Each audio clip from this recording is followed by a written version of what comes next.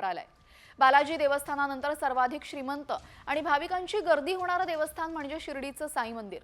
दररोज सरासरी 60,000 तर वर्षाकाठी सरासरी 3 कोटी भाविक साईबाबांच्या दर्शनाला शिर्डीत येत असतात।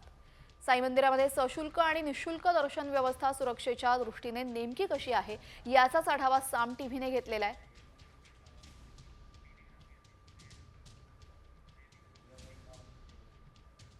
तर सुसज्ज वातानुकूलित दर्शन कॉम्प्लेक्स,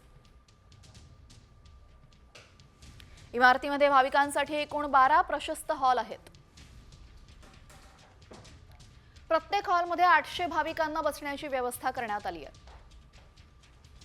एकाच वेळी 10,000 भाविक 12 हॉलमध्ये बसू शकतात।